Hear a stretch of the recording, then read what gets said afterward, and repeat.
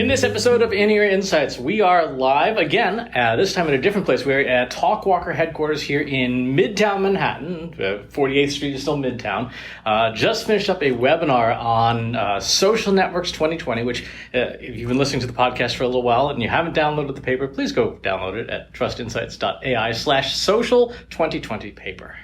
So Chris, Albin's from Talkwalker. What did you guys so Chris, obviously you ran the original research, but what were some of your key findings? And then I'll ask you sort of the same question, Albin. Sounds good. The thing that surprised me the most was digging into, one of the surprises was YouTube. I'm like, this network is 15 years old, right? It is practically a dinosaur, right? It predates Facebook, it predates Twitter, it predates every social network except MySpace and Friendster, right? And yet it is still the Goliath on the field. And part of the reason is because it's three things in one. It's a video channel, right? It is a social network, and it is a search engine. So like Google still exists 20 some odd years later. But it was interesting seeing how dominant this channel continues to be, partly because it is those three functions. And for marketers in business, it has all the ad functions, which obviously, make it a cash cow for Google. Mm-hmm. What about you? What were some of your takeaways?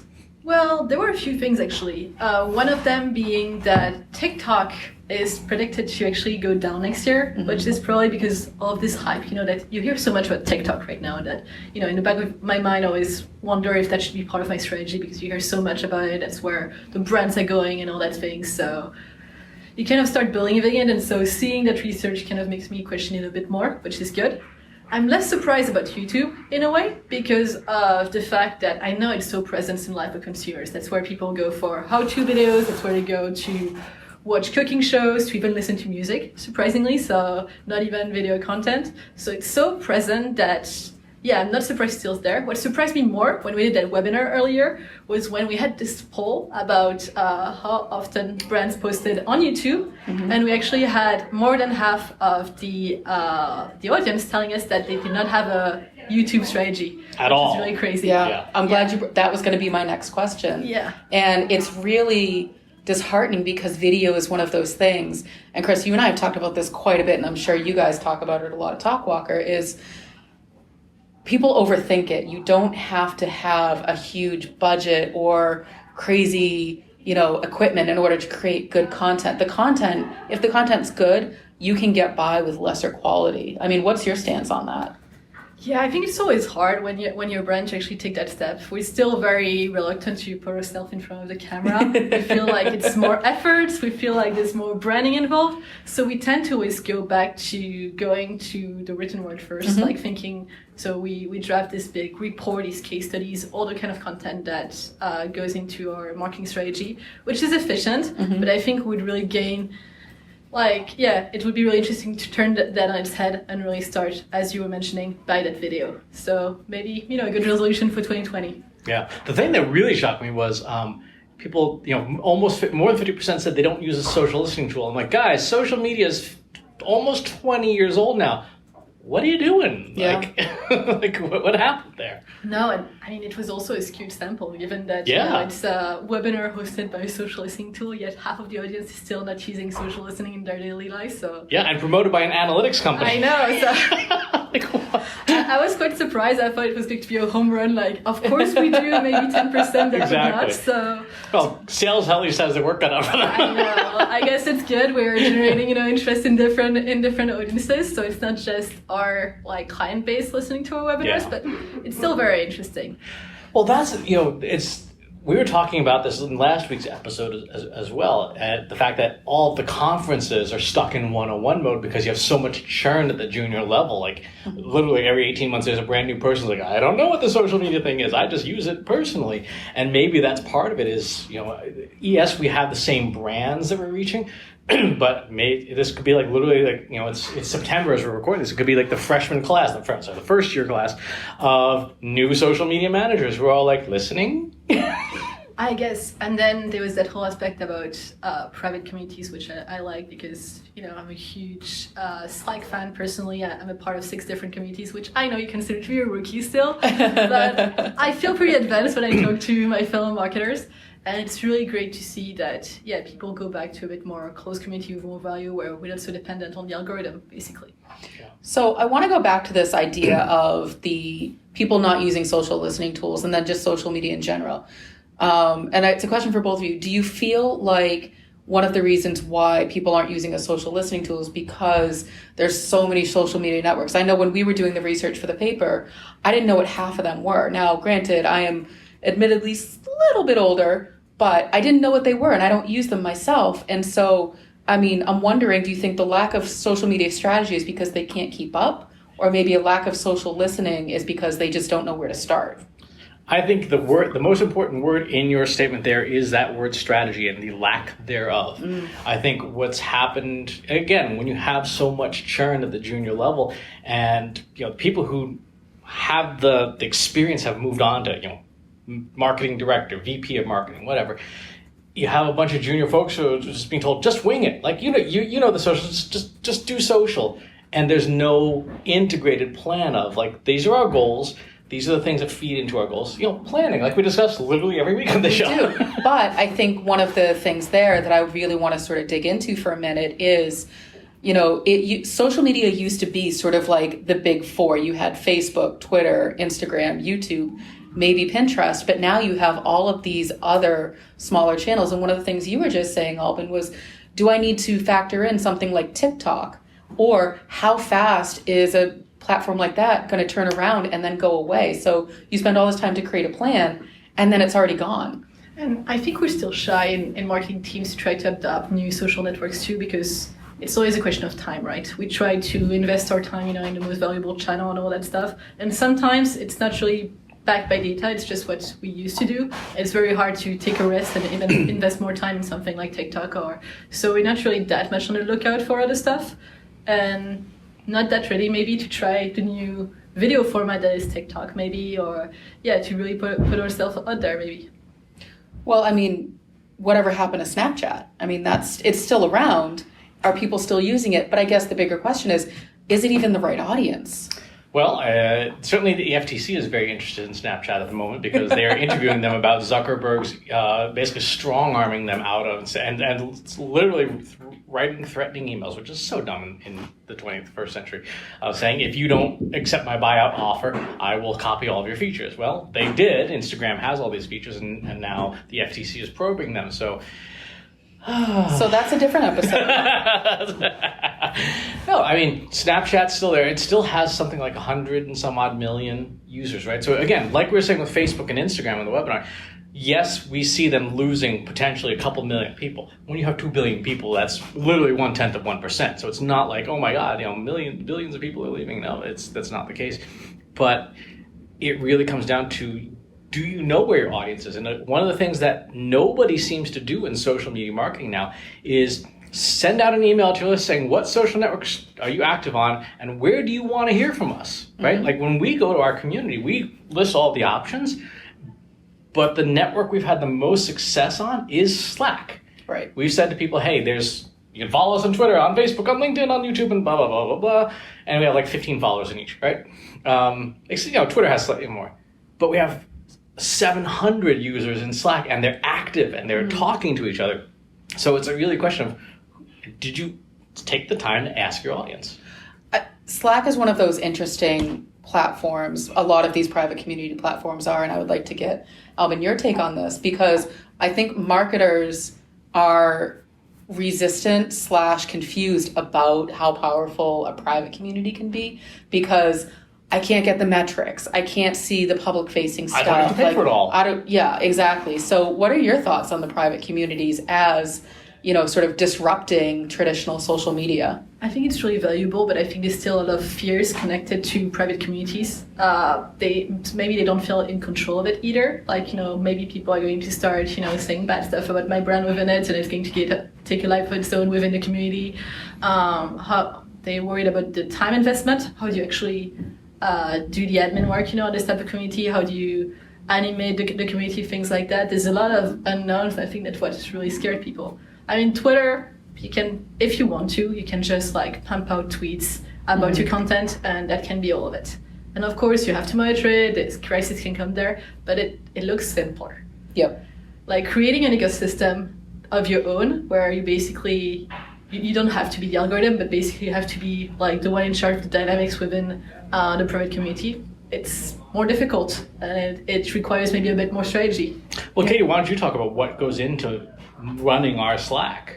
Well, it's interesting because when you talk about sort of the admin, the community managers, I see a community manager of a private community as the same sort of type of role, not exactly the same as a social media community manager. So companies will hire social media managers to manage their social accounts, make sure like respond to comments, if things go off the rails, they flag it. I see a Slack community or, other private online community as very much the same thing, where you have the same general guidelines, and you can set up Slack for free depending on sort of what level of usage. And, you can create different spaces. Like a lot of people do like the water cooler talk. They'll do like the, what am I listening to?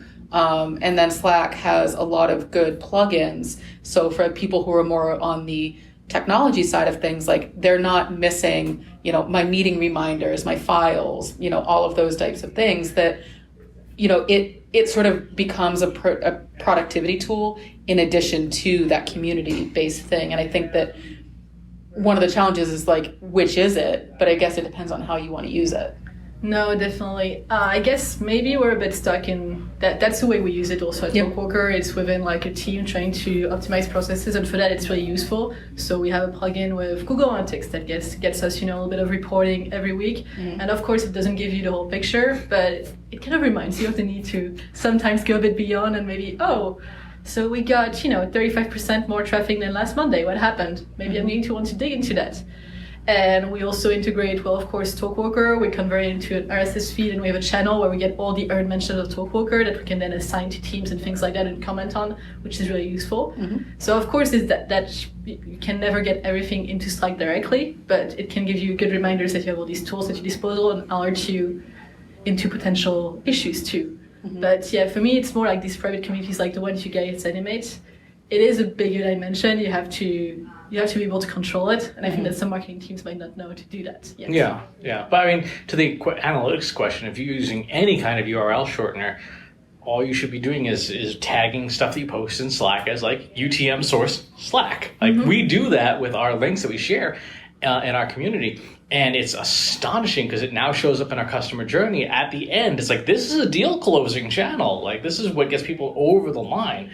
So as long as you've got the discipline and the process in place to do that tagging or have software that does it for you, it's pretty cool. You're like, maybe we should do more of this private community stuff. Yeah, and that's actually something I really liked in your presentation. It was that customer journey chart that you showed, with like where conversion were happening at the awareness stage and all the way, way down the customer journey and the different channels, like factoring into that. I think that's what everybody should be doing to really understand what's driving real conversion and where they should be investing their time. And I think that very few teams right now have this very holistic vision of their activities. Yeah, in one of the more recent CMO surveys, I don't remember if it was the February or the August one, but they were saying that CMOs were investing in paid ads and SEO. And that's where they were prioritizing their money, which is great. They're making a decision, but what if it's the wrong decision for your particular company? And to your point, every customer journey for a marketing team is going to look a little bit different. And I think that is so important, especially when you're trying to figure out, is social media doing anything for me? What is social media doing? And so, maybe YouTube is coming at the end of your funnel. It's converting. Great. Now you need to have a YouTube strategy. Definitely. And it's so easy. I mean, I've been in this company for 4 years now, and it's so easy to just get caught into the rhythm where, we have these plans for like the campaigns we're going to publish and everything that goes around it and the reporting and all that stuff. And you don't really think creatively anymore. You're just pushing out content. Yep. And not really looking at the bigger picture, even with like the monthly reporting and everything. You just get into a churn, so it's always important to question it in the end. Yeah, well, I mean, I saw that in our agency days where It's one of the reasons why, we call out agencies in the 2020 report. Like, you have to upgrade your skills. You have to upgrade your people's skills. You have to upgrade your team skills, because so much is happening that if you're not up to date on just what's working, right? Not even what's cutting edge, just the stuff that's working today, and you're operating with 2016 strategies, you are in dangerous territory. There was a great podcast episode of This Week in Machine Learning and AI where they brought on Facebook's operations AI engineer who was explaining how Facebook's algorithm worked from an operations and software deployment system. He said, Facebook's AI writes code, QAs the code, and deploys the code once an hour. If you go to lunch, you're using a different version of Facebook than you were before lunch. It is updated, the algorithm's different and everything. When you think about that and you're thinking about, we're using the same strategy we used on Facebook since 2016, I'm sorry, you are approximately, 86,400 versions behind on Facebook, right? That's how far back you are. Yeah. That's really crazy. And so how do you go about, staying updated and things like that? Well, we read a lot, we research a lot. So one of the things we do, we are very hot on process automation and to find a way to automate less valuable stuff, right? So one of the things we do is we wrote content curation software for social, which pulls in from about 1,500 blogs. We have taggers that go through and say, like, this is an article probably about AI or machine learning or Facebook, and then merge it all together. And it's funny, one of my rules about content marketing is the 3L rule, right? You have to, if you're making content and you don't love it so much that you're talking to a significant other about it and they don't want to hear about it, if you didn't laugh when you were making it, or you didn't learn something when you're making it, it's not very good content. Every week when I put together the Trust Insights newsletter, I'm like, oh, I didn't know this happened, because our curation is spitting out these things. Like, this is irrelevant. Oh, I better keep up on that. So we have systems in place and processes in place to help us stay current. Definitely, it's super important, and I guess I have that through different alerts I've set up for myself, with top article, with specific keywords in a title, so you don't even need a very sophisticated tool to do it, or a lot of skills technically. You can start with basic free alerts, looking at the title and giving you the top articles about content marketing that week, for example, and then go from there and add, layers of sophistication if you want to. Of course, there's some great newsletters, including yours, actually, that I do read. That helped me keep things current, and I think emails are actually very important right now in that aspect. Email newsletters are making a big comeback, I feel. They never went away. Yeah, probably. You're probably right. I feel like they're making a comeback because I'm using them more and more in my day-to-day, but maybe they did never go away. We talked about email quite a bit on one of our more recent episodes, and we are planning to do a deep dive in a different episode for those of you who really want to hear more about email. So I guess to sort of to bring it all home, to wrap it all up while we're at, sort of Talkwalker, downtown New York. So social media in the year 2020. We know YouTube's going to be a thing. We know video is going to be a thing. Any other final thoughts? At the end of the day, and this is, I think, the best advice from Amazon's Jeff Bezos, focus on what doesn't change, right? Customers always want better, faster, cheaper. People want content that educates or entertains. If you create stuff that educates and entertains, that you would want, that you would pay for, right? No matter what the format is, you're going to be okay, right? No matter what the algorithms are, if you're creating legitimately good stuff that someone will say, you know what, I'm not going to binge watch that next episode on Netflix. I'm going to read this first and then go binge watch that episode. If you can get to that standard of creating stuff that people really want, you will be fine no matter the medium. So I need to figure out how to monetize cat videos. Got it. Albin, what is your takeaway? I think my takeaway is that, less is more, but in several different ways. So of course, as marketers, we always, and Chris, you mentioned that earlier today in the webinar, we're asked to do more with less budget, but we tend to just pump out so much content, and I really want to be inspired by that metric you showed, with starting with video content and then producing all kinds of related content based on it, and really step up my game in 2020. All right. As always, you can find Albin and the Talkwalker stuff at talkwalker.com. They sign up for their free alert service, which is fantastic, at talkwalker.com/alerts. You can find us at trustinsights.ai. Subscribe to the newsletter and join our Slack community at trustinsights.ai/analytics for marketers. We'll talk to you soon. Want help solving your company's data, analytics, and digital marketing problems? Visit trustinsights.ai today and let us know how we can help you.